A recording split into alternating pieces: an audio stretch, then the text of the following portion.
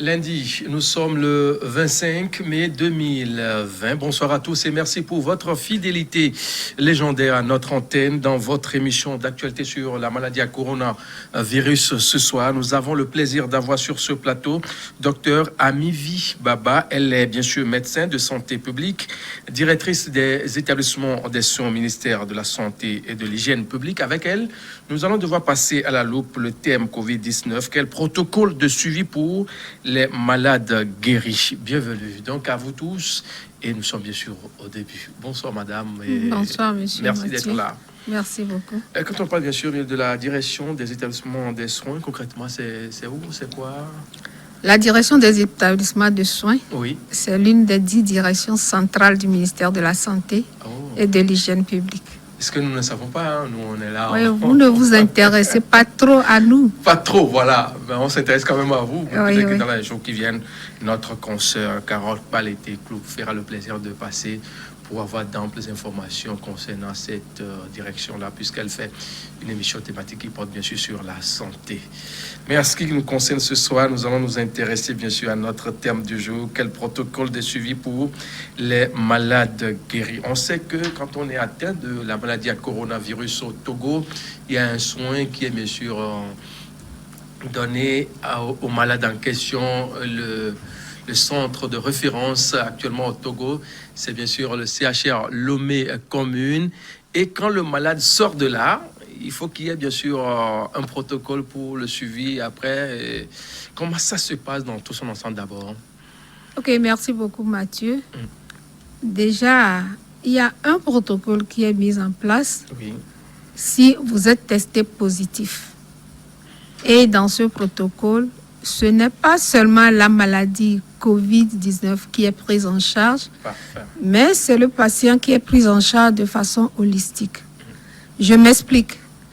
En marge du protocole de Covid-19 qui comporte la chloroquine, l'hydroxyde de chloroquine et l'azithromycine, qui sont les molécules de base, Oui.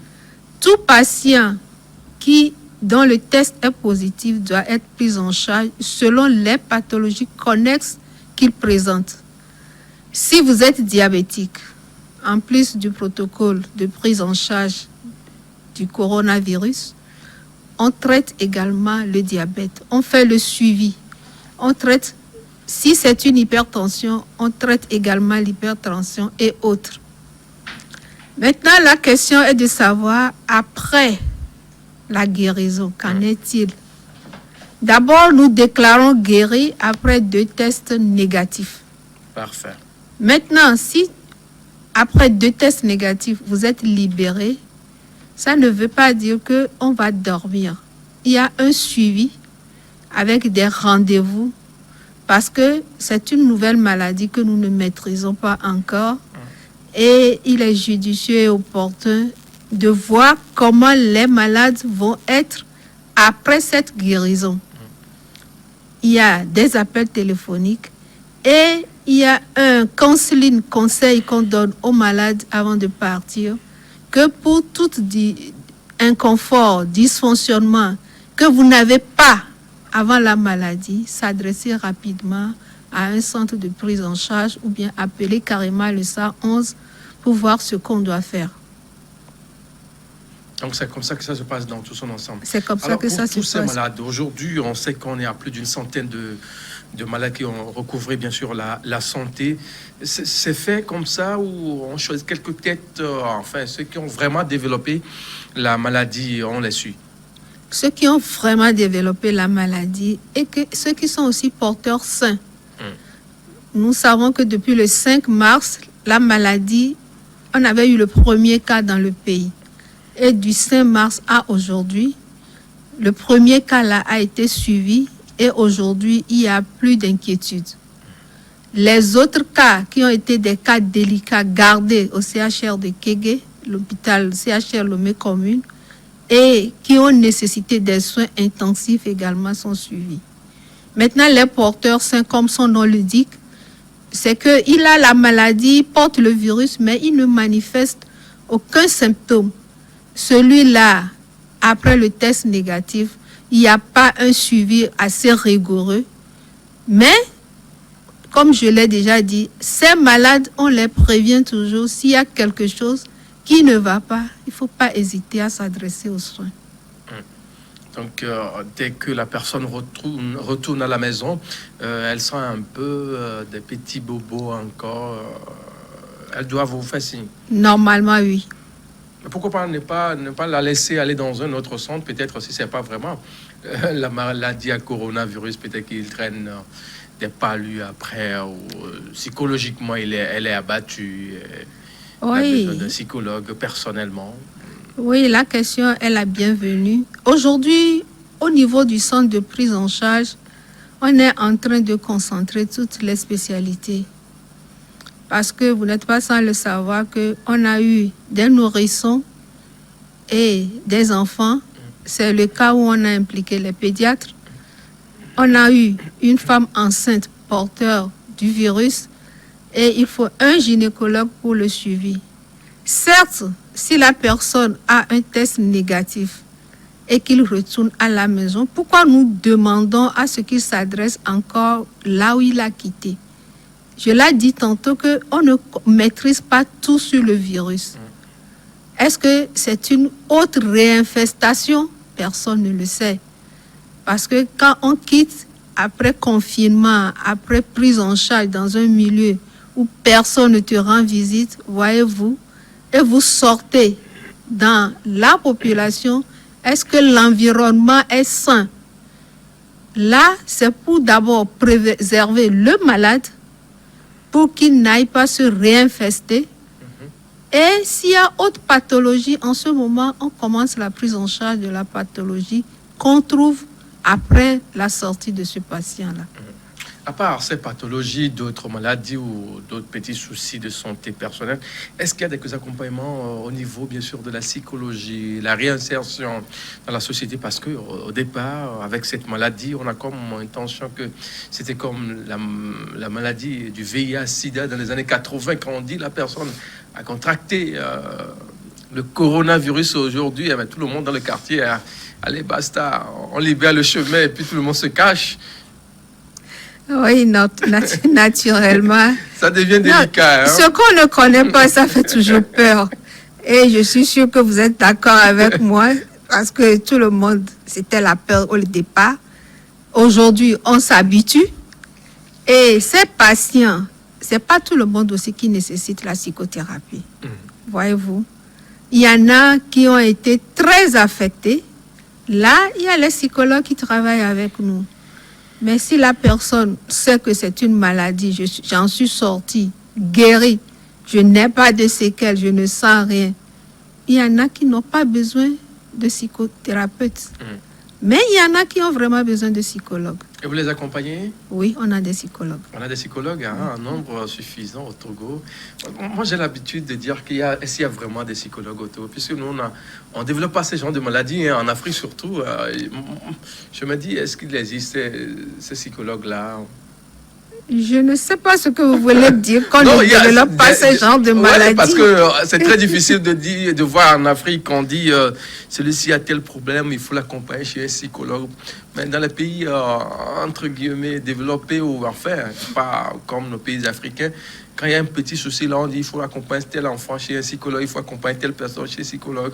Je me dis, est-ce que ça existe vraiment chez nous aussi? Ça existe bel et bien. Et si vous en avez besoin, n'hésitez pas. Moi, non. C'était juste pour comprendre. Hein, non, il y en a. On a assez de psychologues aujourd'hui. Ce qui se fait sur le terrain. Ils font du bon boulot. Hein. Oui. Parfait.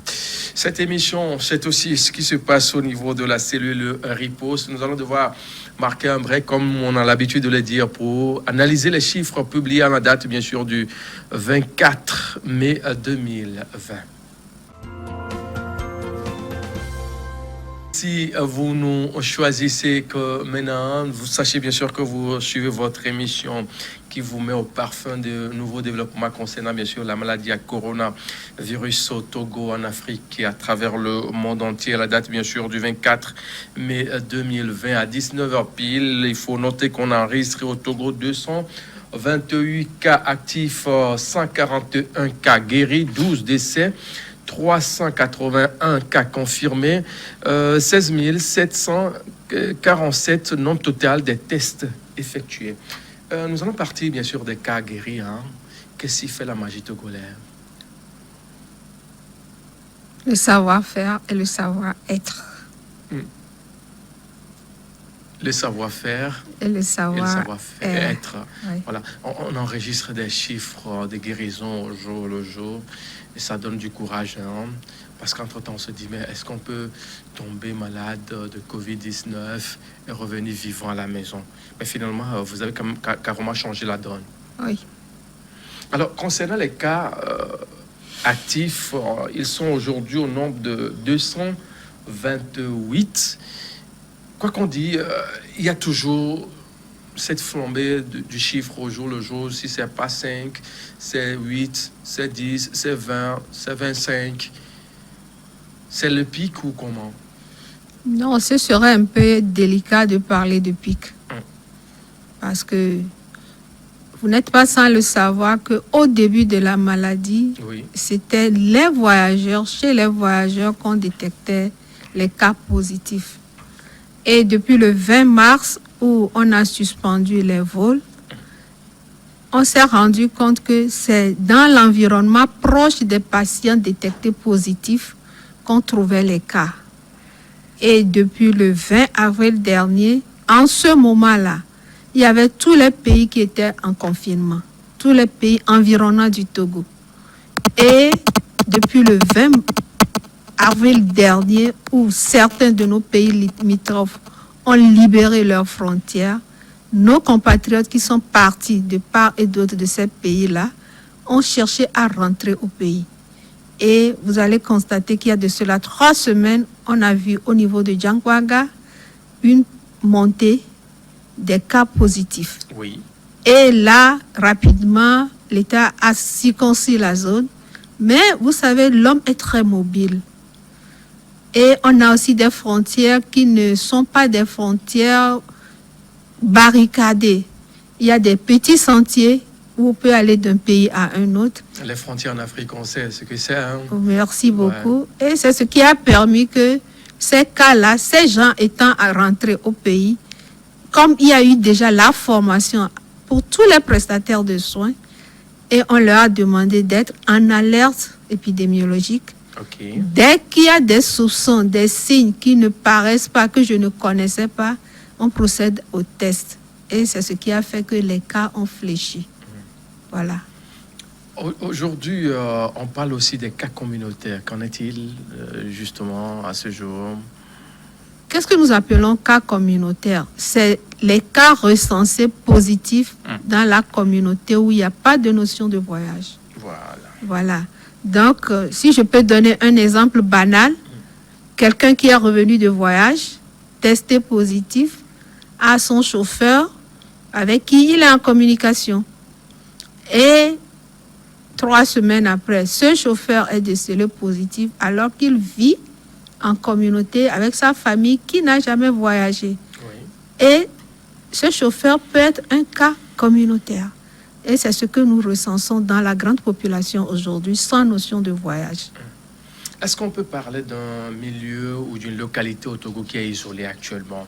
On a comme l'impression que toutes les localités, sinon tous les points, les coins et recoins du Togo sont bien sûr déclarés zone un peu sensible, dangereux ou bien contaminés déjà.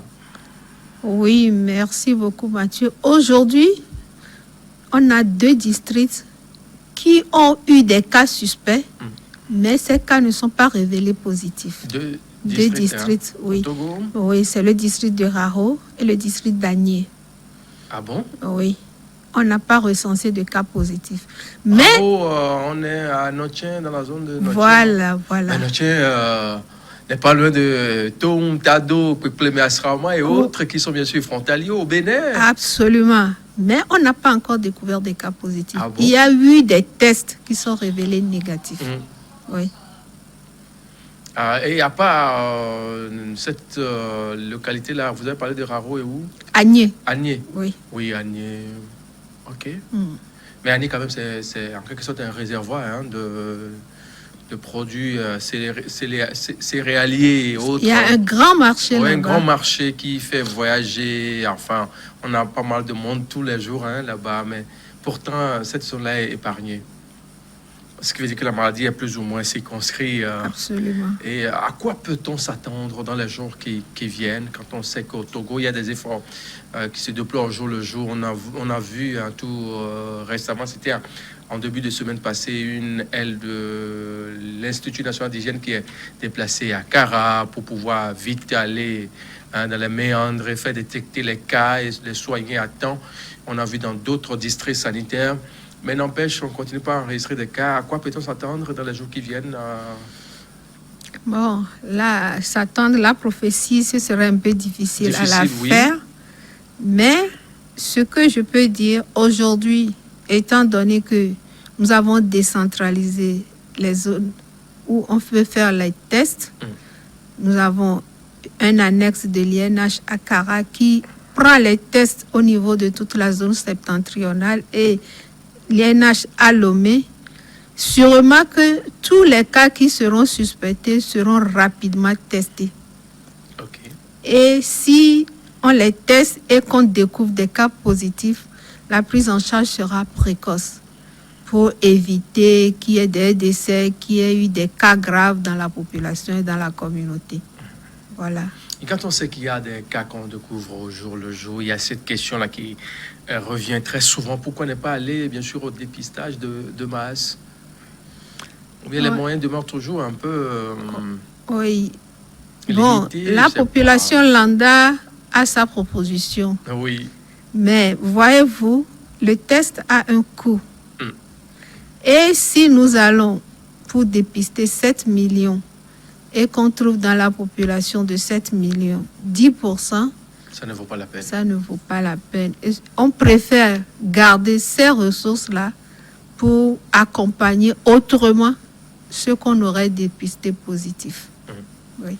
Il faut dire que quand on parle aujourd'hui de la maladie à coronavirus au Togo et à travers le monde, il y a certaines compagnies de voyage qui ont annoncé leur travail quotidien dans certaines régions du monde entier. Le Togo n'est pas épargné. Et déjà à partir de dimanche ou vendredi dernier, on a commencé par enregistrer des vols sur Lomé. On a vu certains Togolais quand même qui ont nourri l'ambition de rentrer au pays parce qu'ils ont jugé que ce qui se fait au pays est bien. On va rentrer, se faire soigner, c'est mieux que de mourir à l'étranger, comme on a l'habitude de dire. Mais à part ces gens-là, il y a d'autres personnes qui vont fouler le sol togolais. Quelle est cette stratégie ou bien cette mesure mise en place pour pouvoir peut-être venir à bout à cette maladie? Dans d'autres pays, quand nous prenons par exemple le Bénin, on dit si vous êtes voyageur, vous atterrissez peut-être à l'aéroport international de Cotonou-Bernardin-Ganti, vous payez les frais de dépistage, tout ça là. Qu'est-ce qui est fait au Togo dans ce sens? Est-ce qu'il faut laisser les gens circuler facilement et rien quoi? Non, on ne les laisse pas circuler librement. Comme vous venez de le dire, ce week-end, il y a eu 2 vols. Air France et un vol de Kuwait Airlines. Air France a amené 83 passagers et l'autre 45. Okay. Et tous ces passagers sont confinés aujourd'hui. Est-ce que c'est... Oui, c'est confiné. Au moins pour 14 jours, suite à des tests, quant à voir si ils nous ont ramené le virus ou bien non. Donc, ils sont bien sûr rentrés au pays, mais ils ne seront pas à la maison pour ces jours. On ne va pas les libérer au moins sur 14 jours. Avant 14 jours, non. Et c'était la condition sine qua non pour laquelle ils ont aussi accepté de rentrer au pays. Maintenant, concernant les frontières terrestres, oui. Vous allez voir, ça se passe chaque fois à la TVT. Si tu reviens pas à Flaou, par exemple, on te fait le test et tu es aussi gardé en quarantaine, 14 jours.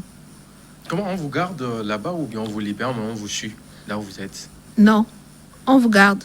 Parce que, vous savez, l'homme est très mobile. Il peut promettre rester à la maison, mais il ne le fera pas. Pour un oui ou un non, il va quitter la maison. Donc, il y a l'hôtel Ibis, l'hôtel Edaoba, où on garde les gens en quarantaine. En attendant que le test se révèle négatif Et là, vous rentrez librement en famille. OK. Et ça épargne également la famille des craintes que papa ou maman soit revenu de l'étranger. Peut-être il est corona positif ou pas. Et tout le monde est tranquille. Ça, c'est sur les frontières officielles. Hein? Il y a Ouais. les frontières par des voies détournées. Vous êtes d'accord avec moi si vous prenez par exemple le grand contournement, vous atterrissez à Nuepé, après le poste de contrôle juste à poser, vous êtes déjà au Ghana. Même au niveau d'Atikouma ici, même si vous sifflez quelqu'un à côté au Ghana, vous répondra. Oui, Et c'est oui. vite fait.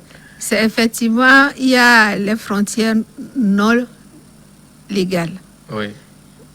Mais on a également fait une sensibilisation avec les maires des communes Oui. et on dispose également dans toutes les communautés des agents de santé communautaires ou bien des relais communautaires. Et ils essaient de faire le porte-à-porte. Je sais que c'est fastidieux ce travail-là, pour identifier est-ce que quelqu'un est arrivé de l'autre côté de la frontière. Et dans cette sensibilisation, on demande à la communauté de signaler. C'est vrai qu'à Lomé, c'est un peu plus difficile, mais à l'intérieur du pays, les gens signalent. Et après avoir signalé, là, on explique à celui qui est arrivé que pour le bien-être de ta famille et pour toi-même, il serait bon que tu sois dépisté et au cas où tu es positif, il faut qu'on te traite pour que tu sois encore en meilleure santé. Parfait. Et partant de là, des hôtels à l'intérieur du pays ont été réquisitionnés également pour garder ces cas-là en quarantaine. Mais tout ça là, juste à quand on sait que c'est une maladie qui est plus ou moins nouvelle à tout le monde, à tout le corps médical, pour nous qui sommes bien sûr des profanes, on va vivre tout ce pétrin-là jusqu'à la fin d'année ou à l'année 2021, on se demande, mais si on n'est pas tenté de dire que c'est une maladie semblable au paludisme. Oui, semblable au paludisme, je ne dirais pas parce que la transmission n'est pas aussi rapide avec le paludisme. OK. Si vous vous préservez, vous couchez dans des moustiquaires imprégnés d'insecticides, vous n'avez pas accès aux moustiques, vous êtes épargné. Mais cette maladie, vous connaissez nos coutumes africaines. Nous aimons rester étroitement liés. Et un mouvement, quelqu'un est atteint, c'est fini. Tout le monde chope le virus. Raison pour laquelle nous sommes en train de voir, c'est vrai, on va faire avec le temps. Mais faire avec, il faut que nous tous, nous soyons obéissants dans les mesures de barrière. Sans ça, on n'y arrivera pas. Justement, quand on parle des mesures barrières aujourd'hui, avant d'être dans ce studio pour cette émission, vous avez eu la chance de jeter un coup d'œil à gauche, à droite. Quels commentaires faites-vous? Ça va dans tout son ensemble? Il y a encore du boulot. On vous a quand même soumis à ce geste-là à notre entrée. Ah oui. À la guérite systématiquement. Madame, lavez les mains avant de rentrer. J'ai dit, bon, j'y vais. Non, c'est juste un petit rappel hein, pour vous dire que on met bien sûr un accent particulier sur les gestes barrières également à notre niveau. Mais dans la ville, il y a, quoi qu'on dise, il y a quand même un petit respect, hein, au moins à 50%, le message passe. Il faut maintenant qu'on réveille encore les gens beaucoup plus davantage. Pour ceux-là qui ont l'habitude de mettre les masques et les mettre au niveau du menton, soit au niveau du front, on se demande, bon, c'était pas juste pour orner le visage. C'est une question d'habitude. On n'est pas vraiment habitué. C'est une question d'habitude et nous vivons aussi dans une zone de chaleur. Mais voyant la plus-value de ce que j'aurai en mettant les masques et sans le mettre, le mieux c'est de choisir de les mettre. Et là, je me préserve et je préserve mon voisin. Voilà. Oui. Nous allons devoir commencer par prendre les questions laissées sur notre plateforme. On prend la toute première question qui nous dit, c'est qui suis. Bonjour, cher journaliste. Une question, vaccin, prévention et sérum, médicaments pour traiter. Lesquels doit-on découvrir en premier? Ça, c'est la première question.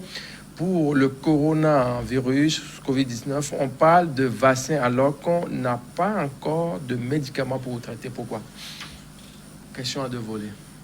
Oui, le vaccin, comme nous le savons toujours, c'est des virus affaiblis qu'on inocule aux gens pour leur permettre de développer des anticorps pour lutter contre la maladie. Et le sérum, c'est à titre curatif pour traiter. Mais aujourd'hui, une maladie qui survient après décembre 2019, dont on ne connaît pas les tenants et les aboutissants, voyez-vous, il n'y a pas de vaccin. Il n'y a même pas de sérum pour le moment. C'est les recherches qui ont permis de voir que voilà, avec l'azithromycine et l'hydroxychloroquine, les patients se sentent mieux. Et on les accompagne dans le cas des pathologies aussi sous-jacentes. Donc, pour l'instant, on ne peut pas parler de vaccin ni de sérum pour lutter contre le coronavirus. Il n'y en a pas.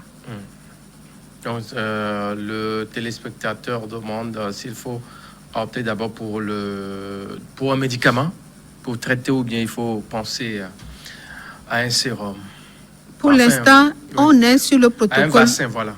On est sur le protocole traitement médicamenteux. Médicamenteux. Oui. Alors, qu'en est-il de Covid Organics malgache qui est introduit dans le protocole de traitement togolais il y a quelques jours? Oui, Covid organique est arrivé, c'est vrai. Et c'est introduit dans le protocole au niveau du CHR Lomé Commune. Oui. Mais permettez que je le dise franchement, je ne suis pas directement dans le protocole de traitement. Voilà. Là, on n'a que des retours. Et on attend, comme on vient de démarrer, quels sont les retours que nous aurons. Et là, on peut partager librement avec vous. Parfait. Oui. Parfait. Là, on reviendra là-dessus. Hein. Absolument. Très, très prochainement, j'aurai le plaisir de voir docteur Amivi Baba sur le plateau pour en débattre. On va également prendre une nouvelle question. Bonsoir Mathieu. Bonsoir. Donc, à vous aussi, quelle est la position des autorités togolaises par rapport au Covid organique du Madagascar? Enfin, la question revient maintenant. Position favorable. Oui. Sinon, on ne l'aurait pas introduit dans notre protocole. Parfait. Merci aux autorités. Je pense que les téléspectateurs ont commencé par avoir le cœur net par rapport à ce produit-là dont on vend tellement le mérite. On a vu le président même qui vend bien sûr le mérite de cette, de ce produit ou bien de ce remède-là.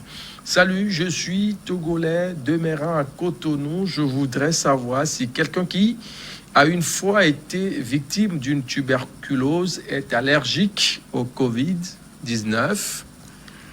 Si la personne a été victime de tuberculose, je ne sais pas quelle forme de tuberculose il a eu, parce qu'il y a eu plusieurs formes de tuberculose. La tuberculose, si on ne la soigne pas très bien, laisse des séquelles. On ne devient pas allergique au Covid, on l'attrape. C'est pas une réaction allergique. C'est une maladie, une pathologie. Il a mal choisi le mot. Oui, sûrement. C'est une pathologie entière. Oui. Quand vous la rencontrez, là, vous pouvez être atteint. C'est ça. Et si vous avez déjà un terrain affaibli par la tuberculose, la probabilité que quand vous rencontrez Covid et que vous avez une immunité faible, vous risquez de faire la maladie. Oui. Alors, on sait aujourd'hui que tout le monde peut attraper cette maladie-là et la développer et se faire traiter. Mais il y a certaines personnes qui sont beaucoup plus exposées. Absolument. Les immunodéprimés, par exemple, ceux qui ont le VIH, oui. Déjà l'immunité est faible. Est très faible, ouais. Les malades chroniques de diabète, d'hypertension, de cancer et d'autres maladies immunitaires qui affaiblissent l'immunité, par exemple le lupus érythémateux disséminé, vous pouvez, si vous rencontrez le virus, vous pouvez développer la maladie. Et c'est des gens qui sont très difficiles à traiter dans la mesure où déjà le terrain est affaibli.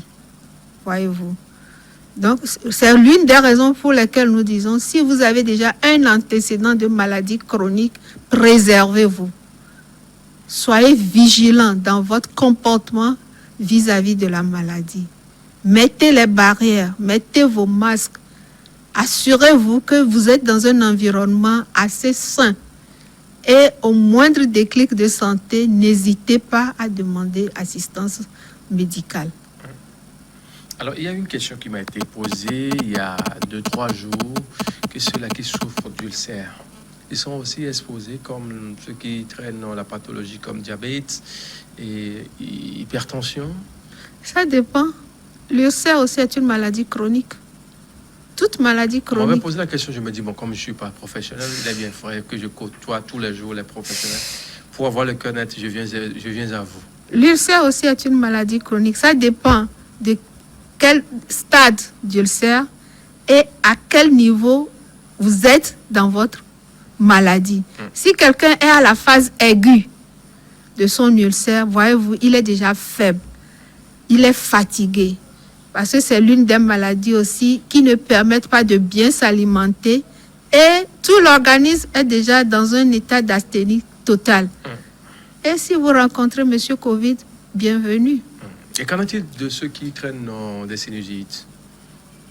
Là, ils sont déjà le milieu, la sphère ORL aussi n'est pas bon.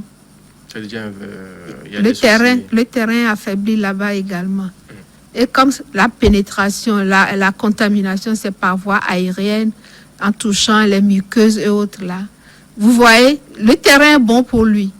Maintenant, si en dehors de la sphère ORL, la personne même a une forte immunité, il peut y avoir une certaine lutte pour éliminer ou bien pour que la maladie ne s'installe pas, pour abattre. Voilà. En dépit de tout ce que vous avez dit, madame, que doit-il faire concrètement pour ne pas contracter ce virus-là? Qu'est-ce que nous devons faire? Oui, ces gens-là qui traînent des pathologies chroniques déjà, qui semblent être les personnes les plus exposées. Oui. Là, eux, ils ne doivent pas s'amuser avec les mesures barrières.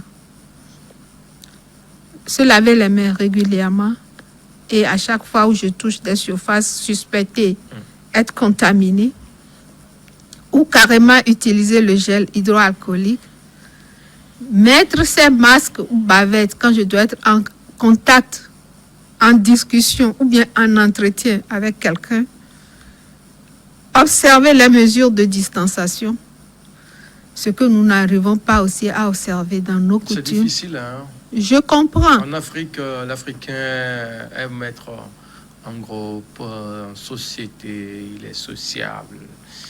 Bon, c'est difficile de voir, par exemple, Madame Docteur Amivi qui rentre de l'Europe après 3 mois, n'est pas la toucher. En Afrique, c'est pas possible. Nous devons l'apprendre. C'est Finalement, Corona a changé nos habitudes, hein? Oui, il faut commencer par l'apprendre les meilleures pratiques. Parce que si c'est ça qui doit éviter la mort, c'est pas qu'on meurt et on revient. Raison pour laquelle je prends des dispositions. Vous voyez, vous, en son temps, quand on parlait du sida, syndrome inventé pour décourager les amoureux. Les amoureux, les vrais, ont été découragés en l'attrapant et les mêmes amoureux ont sensibilisé les autres pour dire « Ah, faites attention, c'est réel ». Et vous avez vu les différentes émissions où ceux qui sont déjà guéris du coronavirus ont interpellé ceux qui ne sont pas malades de faire attention, que la maladie est réelle. Et écoutez ce qu'on vous dit. Mettez les barrières, prenez soin de vous, parce que ce n'est pas à souhaiter. Voyez-vous. On parle aussi des cas des enfants qui ont trouvé la mort. On sait qu'un enfant développe des systèmes immunitaires, pas possible, mais on se dit, mais si on a pu enregistrer au moins 2 décès dans le rang des enfants, il y a de quoi s'inquiéter. Oui, malheureusement, nous avons déploré 2 enfants décédés, très jeunes âge. Il faut reconnaître qu'ils ont d'autres pathologies à la naissance. Ok. Oui. Ok. Nous allons passer à la liste des questions tombées sur notre plateforme. La suivante nous dit: ce qui suit, bonjour à vous, s'il vous plaît, j'aimerais demander une question. Combien de symptômes peut-on retrouver chez quelqu'un pour pouvoir le suspecter? Si vous me voyez comme ça, je suis devant vous, madame. Peut-être que je tousse, Oui, j'ai les maux de tête, je sais pas.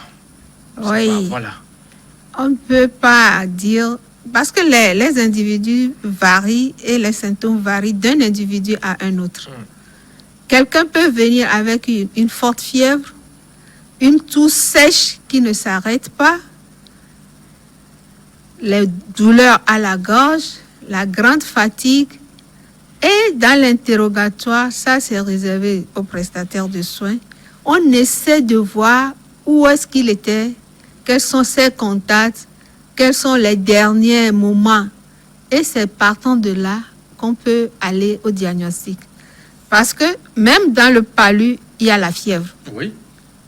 Bien avant Corona. Bien avant Corona. Dans l'hôtel, bien sûr. Voilà. Et il y a des toux sans fièvre. Oui. Donc, c'est l'interrogatoire minutieux du prestataire de soins, du médecin, qui permet d'aller au diagnostic, tout en cherchant, en fouillant, quels sont les différents contacts que ce dernier a eus. Donc, on ne peut pas quand même se lever comme ça et dire que parce que telle personne tousse ou elle a de la fièvre, donc elle peut être testée positive. À vue d'œil, non. Non. Il faut appeler le 111. Hein? Obligatoirement. Il faut appeler le 111, c'est gratuit. Hein? Pour vous qui vous demandez si c'est payant, c'est gratuit. Appelez juste pour avoir les informations fiables. On va passer à la suite de notre série de questions. Bonsoir le plateau, s'il vous plaît. Paraît-il que les Italiens ont finalement fait autopsie d'un cadavre et ont finalement sorti le traitement que c'est pas un virus, mais plutôt une batterie qui cause Covid et que le traitement consiste à prendre anticoagulants, antibiotiques et anti-inflammatoires. Vous avez eu aussi cette information-là? Est-ce que vous êtes professionnel du domaine? Oui, merci. Nous, on fouille tous les jours, mais on n'est pas sûr de certaines informations. Oui, moi-même, j'ai lu l'information. Bon, c'est une information que j'ai. Si un jour, on arrive aussi à faire les autopsies, on pourrait déduire quoi faire. Mais en marge de cela, il n'est pas exclu aujourd'hui de faire des tests. On a des tests pour voir quels sont les facteurs de coagulation pour les patients. Et ça peut nous orienter dans le traitement également. Parce que la science, elle est profonde et chaque jour, on découvre du nouveau. Quand on sait que la personne qui est décédée dans le corps est là, est morte d'un virus et donc le corps est déjà virusé, l'autopsie, c'est possible? Et dans quelles conditions? Ah oui, ceux qui l'ont déjà fait, ils ont pris quand même les dispositions qui s'imposent du corps. On peut le faire aussi dans nos pays. C'est ce que je dis, que comme on ne le fait pas, là, ce serait un peu difficile de répondre. Parfait. Une question suivante. Bonsoir le plateau. Sachant bien qu'aujourd'hui, que les cas testés positifs à l'intérieur du pays sont ceux qui viennent des pays frontaliers du Togo, quelles dispositions prenez-vous par rapport à ces frontières poreuses? Les frontières poreuses, on en a plein après, à part Sanvikondi et à Pla, où on a plein de frontières. C'est pas seulement le Togo. Il y a aussi d'autres pays qui ont ce même problème-là. Quand on dit l'Afrique, c'est le tout. Hein. J'avoue que celui qui a posé la question, lui aussi, il est en train de réfléchir. Quelle disposition prendre? Voilà. Parce que la disposition n'est plus unilatérale. Et aujourd'hui, nous travaillons avec le ministère de la Sécurité, le ministère de l'Administration territoriale, et chaque fois, on réfléchit. Comme je l'avais dit en cours d'émission, il y a des frontières qui ne sont que des sentiers. C'est comme on quitte ce studio pour aller dans un autre bureau de New World TV. Et là, il faut les connaître. Mais est-ce qu'aujourd'hui, nous avons cette capacité de positionner des frontières dignes de ce nom, des douanes dignes de ce nom? C'est pour cela que je dis à chacun de faire sa part. Je sais que j'ai un parent qui est arrivé de l'autre côté de la frontière. Sensibilisez-le, encouragez-le, aidez-le à se faire dépister. Maintenant, ce ne sera plus de force, mais il faut aller avec douceur. Il faut que les gens commencent par collaborer. Hein. Obligatoirement, collaborer et coopérer. Sans ça, il y va de l'intérêt de tout le monde. Et nous ne pouvons plus faire fi pour dire celui-là vient, c'est parce qu'on n'a pas fermé les frontières que les frontières sont poreuses. Il y va de l'intérêt de tout un chacun. Merci bien pour cette explication. Donc l'appel est lancé à nous tous pour bien sûr collaborer dans la riposte de cette maladie à coronavirus. Où que vous soyez en ce moment, c'est le moment de coopérer, collaborer bien sûr avec les agents, les premières autorités, que ce soit bien sûr traditionnelles ou administratives dans les villes, les coins les plus reculés du Togo, que ce soit de Agbanakin à Gomenglozou, à Tom, peut-être à Saint-Cassé, à Clomayondi ou dans les Kouma et consorts. On a l'intérêt à collaborer, bien sûr, pour venir à bout à cette maladie à coronavirus au Togo. Quelques questions, encore 2 ou 3, et puis on va essayer de marquer, bien sûr, la fin de cette émission.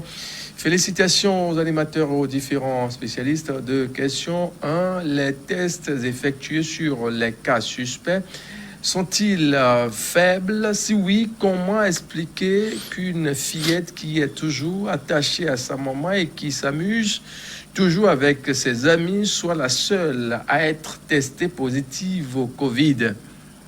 On va répondre à ça d'abord. Ok, le cas là, j'ai eu écho. Et vous voyez, oui. Quand en Afrique, quelqu'un vient nous rendre visite après l'accouchement, c'est de main en main que cet enfant passe. Et chacun vient saluer la famille tout autour. Et là, nous pensons, c'est une hypothèse, que sûrement, c'est les visites qui ont contaminé l'enfant. C'est une hypothèse. Et on ne pourrait pas savoir la maman est négative et l'enfant est positif. Sûrement que les contacts en dehors des parents qui ont contaminé cet enfant-là. Oui. Voilà. Le deuxième volet de sa question, selon des informations récentes venant des sources peu douteuses, l'infection au Covid-19 est bactérienne et non virale. De plus, elle n'entraîne pas une pneumonie, mais plutôt une thrombose, plus une inflammation. Ceci a amené la Chine à abandonner le protocole de traitement de l'OMS par un protocole à base d'antibiotiques, d'anticoagulants et d'anti-inflammatoires. Qu'en est-il du protocole actuel au Togo, Nicodème, depuis ce collège? Je pense que lui, il est un peu... Du domaine. Merci beaucoup. Un profane ne peut pas aller dans les merci beaucoup, Nicodème, pour les différentes questions. Oui. Vous-même, vous l'avez déjà dit, source peu douteuse. Ça veut dire qu'il faut aller vérifier l'information et après vérification, on vous revient. Merci. Voilà. Nous sommes pratiquement à la fin de l'émission. Docteur Amivi Baba, on aimerait vous écouter. S'il y a aujourd'hui des conseils à donner aux gens, d'abord avant de prendre votre mot de fin. S'il y a des conseils à donner, permettez, Monsieur Mathieu, que je revienne sur les mesures de lutte contre le coronavirus. Vous avez la parole. La répétition n'est pas antipédagogique. Non. Les mesures barrières, le port de masque, le lavage de mains ou l'utilisation des solutions hydroalcooliques, la distanciation. Essayez, c'est vrai, notre coutume ne le permet pas. Essayez de mettre des distances 1 mètre, 1 mètre et demi quand nous voulons échanger. Évitez les accolades, les embrassades. Et si nous voulons tousser ou éternuer, le faire dans le coude. Ou bien dans un mouchoir à papier jetable et juste après l'éternuement ou bien après avoir toussé, on jette le mouchoir. Et quand je me sens suspect, après mes échanges, après analyse de mon état de santé, il ne faut pas hésiter d'appeler le 111. nous sommes à votre disposition. Surtout pour ceux qui portent les masques et les mettent au niveau du menton ou bien sur le front, là, il faut qu'on les Nous mette. leur demandons de les mettre de façon normale. Et de les garder surtout au moment où ils veulent parler. C'est au moment d'échange, on voit les gens qui enlèvent ça, on enlève une partie, on parle d'abord et puis on les met. Ou bien on les tire en haut, on les tire en bas.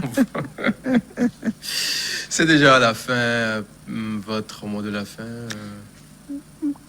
Comme mot de fin, je profite de l'occasion pour remercier New World TV Non, c'est à vous le merci pour la l'opportunité donnée pour que nous puissions encore échanger avec nos compatriotes, avec la population, pour toujours leur rappeler qu'ils ne soient pas gênés, que chaque fois c'est le seul et unique thème.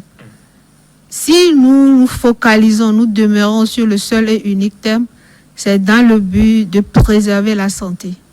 Et en préservant la santé, on peut aller valablement, activement à nos différentes activités.